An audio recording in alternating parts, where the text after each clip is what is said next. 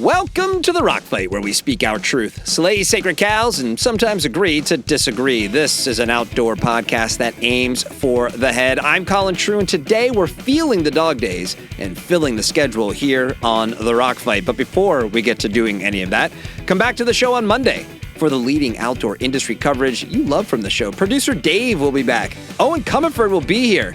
Don't miss it. And to ensure you don't miss it, please be sure to click follow and leave us a 5-star review on whatever podcast app you are using right now so you never miss an episode of The Rock Fight. And if you're on Apple Podcasts, we would certainly appreciate that written review, and we'll even send you some stickers to write it. So reach out to myrockfight@gmail.com with your written review. We'll send you stickers. Stick around. We'll be right back.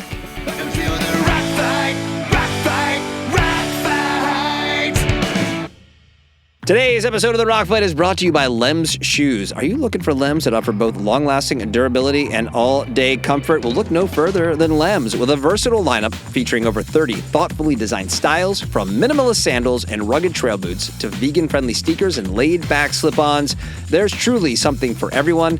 Whether you're hitting the trail, traveling the globe, or strolling through town, Lems are built to move with you naturally and keep up every step of the way. Head to lemsshoes.com to get your own pair today. Liz and Royal Robbins were known as American climbing royalty, part of the first group of Yosemite-based climbers that would scale routes yet unclimbed, who would promote the ethic of clean climbing, and who, with a core group of startup brands, would serve as the foundation of our modern outdoor industry. From their very first pair of shorts that could boast a true climbing functionality, Royal Robbins has become synonymous with comfort, versatile wear for the modern adventurer. From Rockcraft Productions coming spring 2026 to a specialty store near you, Royal Robbins presents Being Royal Robbins. It's the story of how the Royal Robbins men's Desert Pucker became an icon and spawned the new Camino Pucker. And it's the story of how an innovative brand launched mosquito protection technology to keep you protected without the use of chemicals, and why the Salith hoodie is possibly the most unique hoodie in our outside world, and how you can experience this uniquely American story of adventure through the thoughtful clothing choices of Royal Robbins. Available for streaming everywhere you find actual water-based tributaries. Being Royal Robbins, because nature and adventure are good for the soul. Okay, we're in the podcasting dog days of summer. I tend to think of August as the actual dog days of summer, but I actually looked it up, and it's July and August that are referred to as the dog days of summer. So either way, whether it's life or the podcasting calendar, we are definitely in the dog days. So I thought we'd take advantage of the summertime blues or the dog days or whatever you want to call them and share a bit of Rock Fight history. And that's the first episode of the first podcast Rock Fight ever made, a show called Layers. But before we roll tape on that, we have a lot of new listeners and followers of the show. And I just want to say hi. Welcome to the Rock Fight. If you're new around here, or even if you're not, if you've been around since the beginning, thank you. But I want to give you some context around what those new listeners have found and share some of our plans for the future. So the bottom line with this show, if you're new, again, or if you're not, maybe you just haven't gotten it yet, the folks who make it, all of us, we all love the outdoors and we love the outdoor industry. We are entirely outdoor industry professionals. We are sales folks, marketing, creatives, C-suite, media, and we all recognize what is great about this space. But we have also all noticed that, sometimes our industry can get a little high on our own supply. So sometimes in the outdoor world, rhetoric wins out over action. So what we like to do here is we say the quiet part out loud. And because I've heard from some folks recently who have told me that they find the show and our approach to be somewhat divisive, that maybe calling out, bullshit when we see it isn't bringing people together, but potentially driving them apart. Well, I want to take a minute and tell you how I see it. Because we're not looking to divide anything. We're simply looking to be honest and be honest about our outdoor world. We say that we aim for the head, but everything we do comes from the heart. There's no ego here. There's no trying to just always be right or make you believe our opinion. We do have really strong opinions that have been honed through years of experience. But if we get it wrong, we'll admit that. And in fact, we'll embrace that. Like recently, we called out Ortovox a couple of weeks ago in the show, a couple of weeks in a row, actually, in the show. And guess who's coming on the podcast in a few weeks to tell us what we missed in our criticism? Someone from Wordabox. Now, I don't know if they'll change my mind, but I do know it will be a productive and fun conversation. So the point is, we're not going to be afraid of calling someone out or admitting when we're wrong either. And I don't see that as divisive. I see that as working to make the outdoor industry the best version of itself. And if you hear us say something about your brand, you can either put your head in the sand and say that we were mean, or you can reach out to myrockfight@gmail.com and start the conversation. Please, we want to have the conversation. We're going to be hyperbolic. We're going to say things that are provocative, but we also still want to talk to you about it. So please reach out, myrockfight@gmail.com. And the last thing I'll say is that we are building something really special here at Rockfight. And Rockfight, the company, not the podcast. So Doug Schnitzbahn's Open Container has found its audience. And if you're looking to listen to something with more depth that isn't as spicy as say, Chuckin' Rocks, look, that's your show. And within a month, we're going to be launching Gear Abbey, which will be hosted by Shantae Salabert and will be the relationship advice column for the outdoors that you didn't know that you needed. And when I say relationship advice, I mean, there could be some romantic topics that we hit, but mostly I'm talking about your relationship to the outdoors. So what's coming after that? Well, we have projects in the works with a lot of voices that you have come to love and respect over the years on topics like sustainability, public lands, emerging brands, creative branding. Some of that you'll hear on this very feed. Others will end up getting their own podcast. But the point is, if it touches the outdoor industry or community, we're interested in talking about it. We hope you're excited to be along for that journey, and that's what's up. So if you want to join us or talk to us, like I said, please drop us an email at myrockfight@gmail.com. And now on to Layers. Layers, just to jump right into that, is a narrative podcast we did with the folks at Polar Tech a few years back. It's a show where we took a look at the role the outdoor industry and fabric innovation has played in how we dress in our modern lives. Now, if you decide to listen, you'll probably hear some of the DNA of what became the Rockfight in there.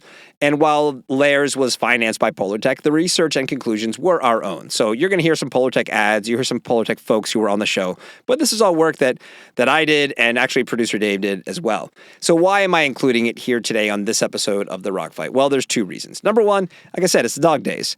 We're trying to take advantage of the slow time of year, just like you are, and do more things outside before we ramp things back up in August, and we have a lot of plans for August in the fall.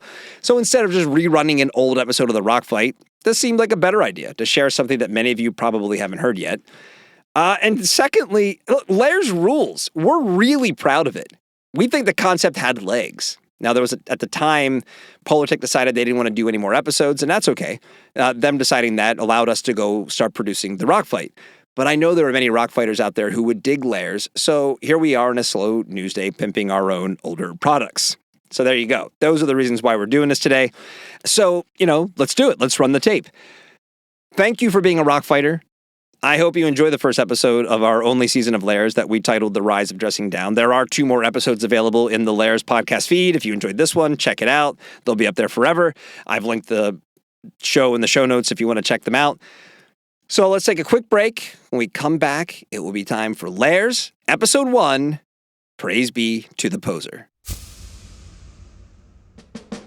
Today's episode of The Rockfight was presented by Oboes, who wants to share their love of hiking, and we want to help them by uncovering all the different reasons we love to take the long walk. Reasons that include things like, number 1, it gives your existential dread something to bathe in.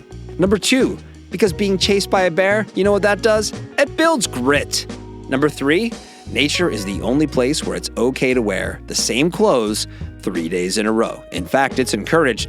Number 4, hiking means the Catabatic LT from Oboes. The Catabatic has quickly become an Oboes favorite, and the LT takes the Catabatic collection to a whole new level with a lighter package and additional environmentally friendly materials. From fast packing to day hiking, the Catabatic LT is your new shoe of choice, and this hiking appreciation moment is brought to you by Oboes of Bozeman, Montana, the maker of premium quality footwear for the trail and the Cupid to the outdoor world. Oboes! Love hiking. In the store aisles, a quiet revolution is happening. With Endeavor, frontline staff aren't just selling products, they're building trust, making connections, and turning browsers into loyal customers. Let's see how. He didn't know which brand he wanted, just that the trail ahead was rocky. But she knew, because she'd trained for this moment right on her phone. A quick conversation, a confident recommendation, and a perfect fit hiking boot later, he's ready for his trip. That's right, she's a... Shout floor hero! It may be lunchtime, but between sandwich bites, he learned about fog fighting tech and snow goggles. An hour later, that knowledge helped a customer pick the perfect pair and add a helmet too. Learning on the go, selling with certainty, adding value. Yup, he's a shop floor hero. Endeavor is a mobile-first platform that equips retail staff with training, incentives, and tools to boost sales and brand engagement. Brands gain insights, sell-through improves, while retail associates stay motivated. Ready to get started? Just head to endeavor.io, update your brand profile, and upload your dealer list to access the free features and, when you're ready, launch your first pay-as-you-go campaign. With flexible, scalable options, Endeavor turns everyday interactions into strategic wins. The result? Be a shop floor hero. Endeavor's here to stay. Shop floor hero. Sell-through is the way. From Polartec, the science of fabric. Creator of textile technologies and design solutions for any need and any reason, welcome to Layers, a deep dive into the untold or little-known stories the outdoor industry is built upon. This is Season 1, The Rise of Dressing Down. I'm Colin True.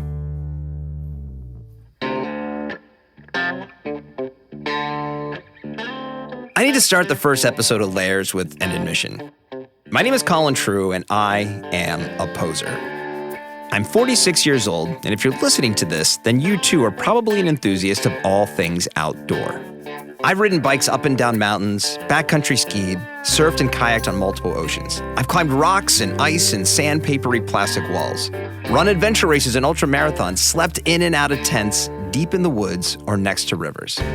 If the outdoors are an important part of your life, then your outside CV probably reads a lot like mine. You've tried it all, you have your favorites, and if you go more than a couple of days without some time on the trail, you start to go a little stir-crazy.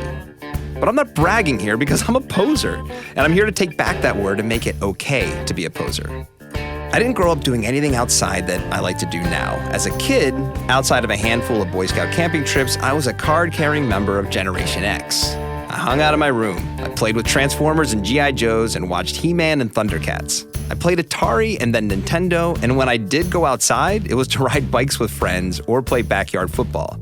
I count the movie Singles as a transformative piece of cinema. And I don't mean that in an Eddie Haskell kind of way. But then the outdoors became cool. I first noticed this in the early 80s when my older brother had to have an Ocean Pacific t-shirt. We lived 3 hours from the coast, and no one in our family surfed, but as the brand du jour in 1981, it was a must-have for him. Not long after that, fleece jackets started turning up under the Christmas tree, and that's when I became a poser. Because as much as I started becoming interested in doing outdoor sports, I was as much vested in looking like I did outdoor sports. To the core enthusiasts, poser has always been a dirty word. I once had a colleague suggest that a certain outdoor brand should change their tagline from "Never Stop Exploring" to "Never Stop Posing" because of how big they had gotten. The implication being they had strayed too far from their roots despite the army of legit guides and experts that use their products. But I'm here today to tell you that it's the posers who deserve all the credit for why we as outdoor enthusiasts have all the clothing and gear options that we do. Not only that, but because of the wannabes, we now live in a world where we can wear just about anything, anywhere. The casualization of the world is a direct result of the rise of the outdoors as a trend. And the outdoors became a cool trend because of posers like my big brother who wanted to rep a surfing brand in cow country. And that's the point of Layers, to unpack the really big and important questions like, how should I care for my lofted fiber? Or, how do we get to dress so comfortably? Today we'll start by unpeeling our first ever layer and examine how we went from just trying to survive in an unforgiving natural world to a place where we can invent, in all seriousness, words like athleisure. And we'll be giving credit to the unsung engineer who unwittingly put us on this path, the poser. Welcome to Layers, presented by Polartec. This is Season 1, Episode 1, Praise Be to the Poser. It's summertime, and I am clinging to the edge of Nevada on a trail outside of Reno. The air at 9,000 feet is making it challenging to breathe, and that's without the tinge of wildfire smoke that is inescapable. That said, Lake Tahoe is spread out in front of me, aspen leaves are rattling, and I'm getting paid to trail run. It's a pretty good day. With me is my pal Tyler Mayhew. I'm in his backyard, and like any of us who have local hills to play in, he's eager to tell me about where we are. The kind of rim trail that you're really missing is over by Desolation Wilderness on the southwest corner. That's where you cut across. Yeah, so the two wilderness. Tyler has been a Polartec sales rep for a good long while. And yeah, let's just get this out of the way up front. Like you heard at the top, this show is presented by Polartec, so you can expect to hear from the people who work at this venerable fabric maker from time to time. Look, they have a pretty unique perspective on outdoor apparel, and someone has to pay the bills. I may have started out as a poser, but then I started actually doing things outside. I became an outdoor enthusiast. So much so that my career path took me through multiple outdoor industry companies over the past 2 decades. Recently, I started to ponder how we got here. And by here, I mean being able to wear joggers, hoodies, and t-shirts to pretty much any occasion in 2022. This type of fashionable freedom wasn't just a result of going through a global pandemic and stay-at-home orders. So how did sportswear become our daily driver? Well, the urge to find out is how I found myself in Tahoe running trails with Tyler and testing out some new shirts made with Polartec fabric. So we're both sporting Polartec Power Dry. I've got on a Rourke Trail tee, and then you've got the Miles Momentum tee. And the technology is pretty neat. Permanent life of the garment wicking through construction, and so that's an innovation that Polartec spearheaded. How do you make base layer that doesn't wet out and stay wet? How do you make it so that you can be active and comfortable, for long periods of time? Tyler is an enthusiast, a true believer, a guy who found his way to his position selling fabric to outdoor brands after years as a whitewater paddler, and someone who still pursues his outdoor passions today. How do you make it not look like a performance tee? Right. How do you make it emulate the feel of cotton, the drape of cotton, as close as you can and still not give up on that performance? I was curious what someone with his insight thinks about how we got to this particular place. I think brands and designers got smarter about it. They weren't necessarily in a place to where they needed to, just design for the end use, right? Garments can have multi-functions. The shirt that you're wearing, you wouldn't feel uncomfortable wearing it to a coffee shop, right? But I make a real effort to take the cotton t-shirt with me to change into afterwards. Sure. So do people do that? Do you think they do? Yeah, I think they do. Okay. I do think that there's a mix, right? There is absolutely a place for cotton, but for traveling, for outdoor pursuits, for having less stuff and doing more with that stuff. Yeah.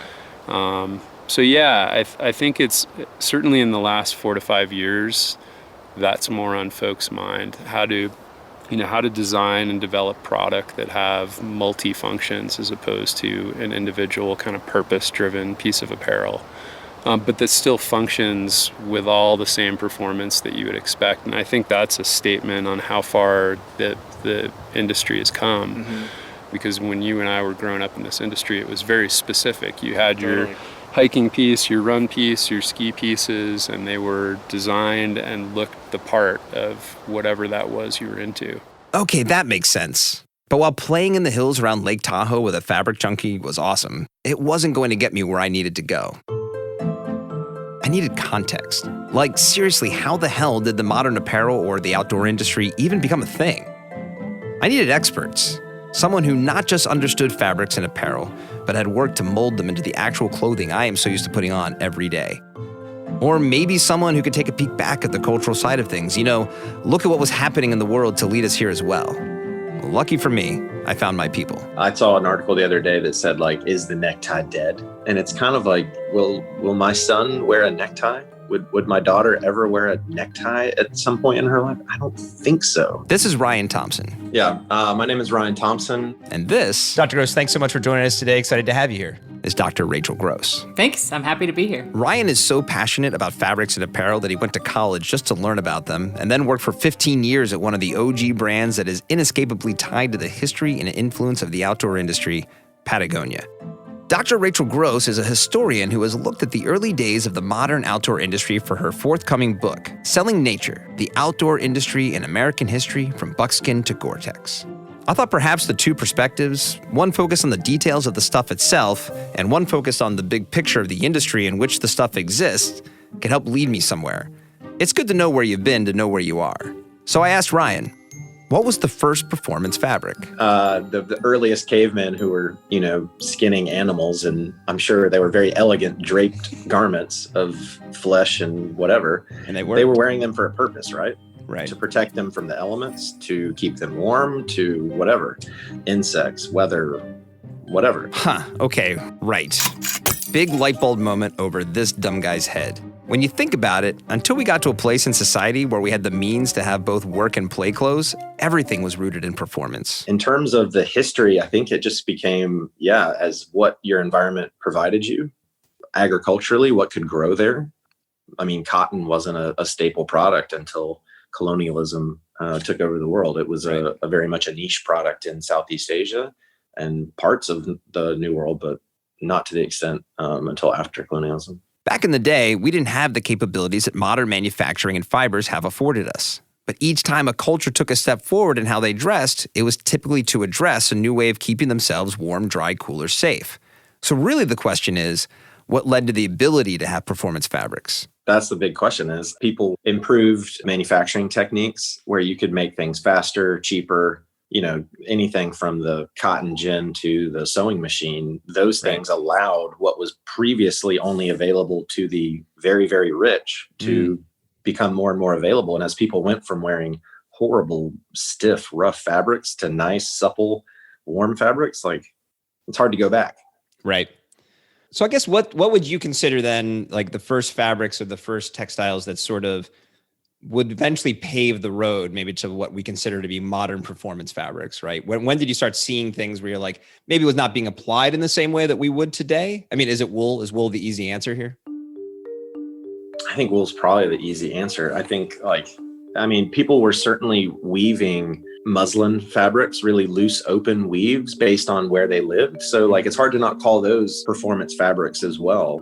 People living in the Middle East have been weaving, the right combination of density and coverage in order to provide themselves protection from an extremely sunny environment. So we can look into the history of when those certain techniques were starting to be done, but it's really hard to say what's a performance textile versus wool is a performance fiber, right?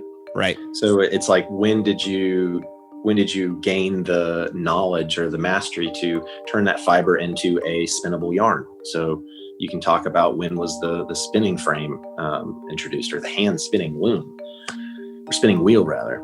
We're getting into Rumpelstiltskin stuff here. Okay, we could spend hours talking about the history of textiles, how we learn to spin fibers, and apply that knowledge into the construction of new materials.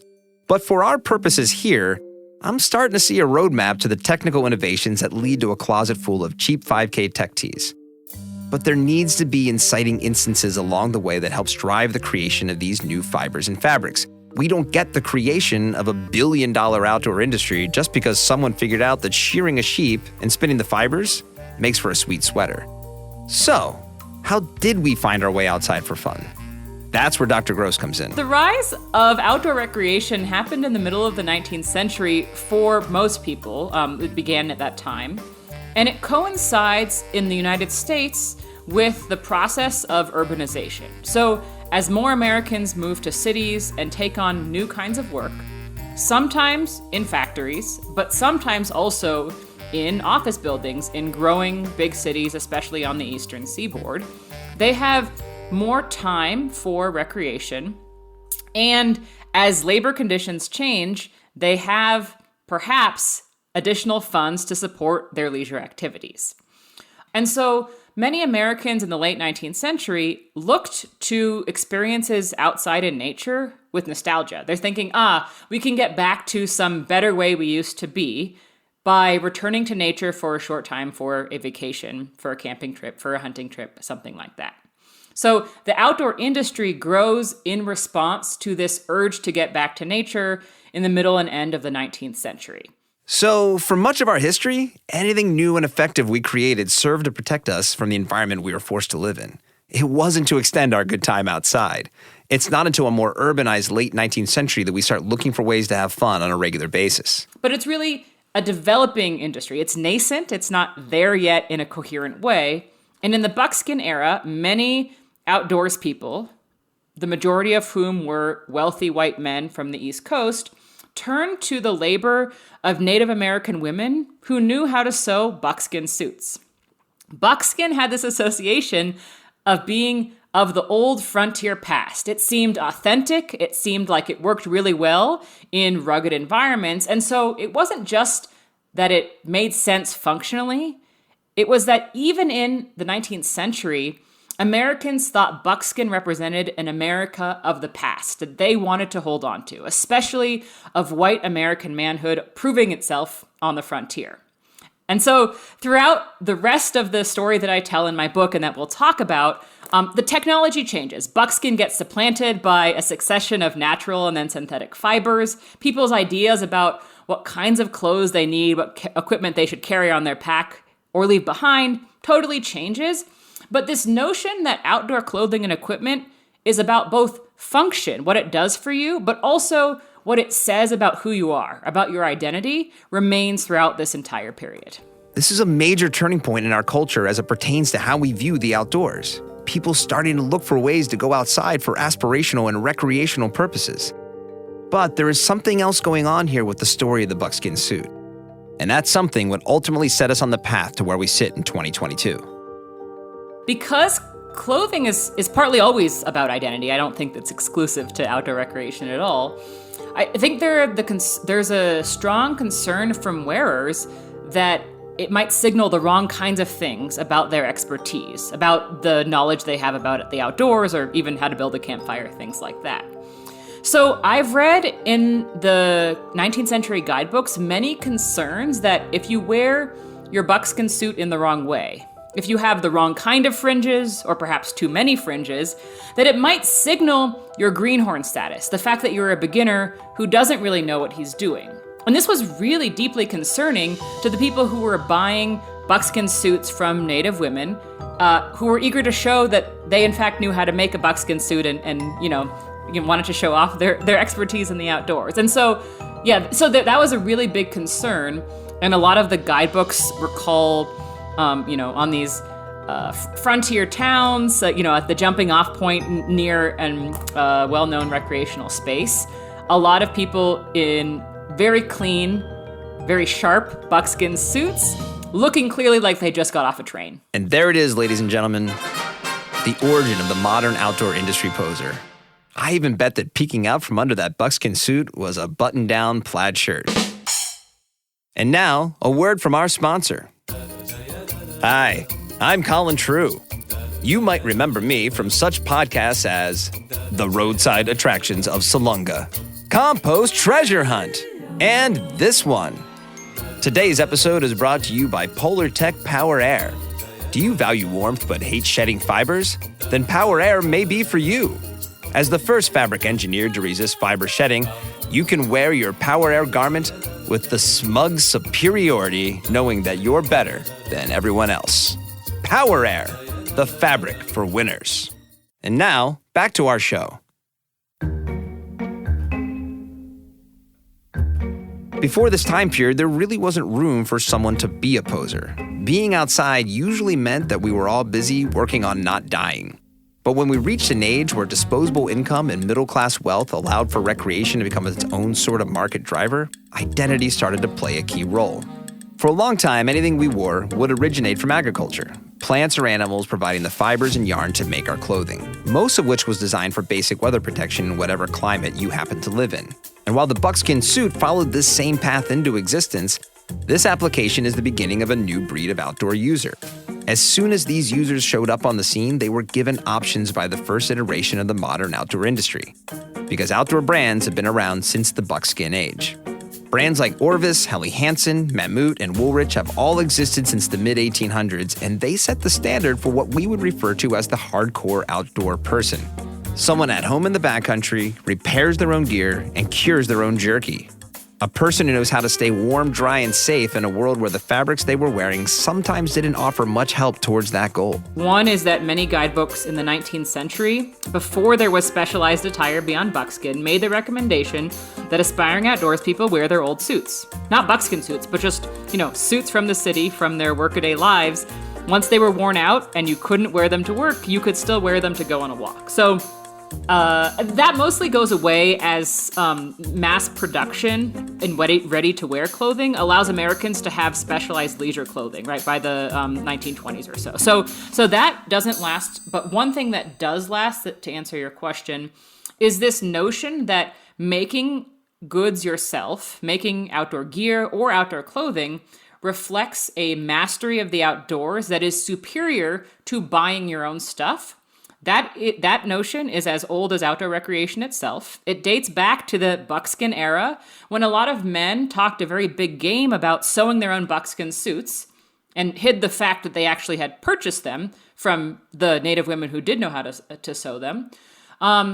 And you can see that attitude reflected in many different eras of the history of outdoor recreation. So, for instance, in the 1970s, the Frost line and other brands that sold do-it-yourself sewing kits sold this notion that, like, not only is it cheaper to sew your own down vest, which it absolutely was, but it also reflects a kind of crass skill. If you combine what we've heard from both Rachel and Ryan, it adds up to a pretty powerful lesson about the ingenuity of humans. First, we spent a long time finding new and innovative ways to improve our safety and be more comfortable in harsh environments. Can you imagine the first person to shear a sheep? Just the like nasty.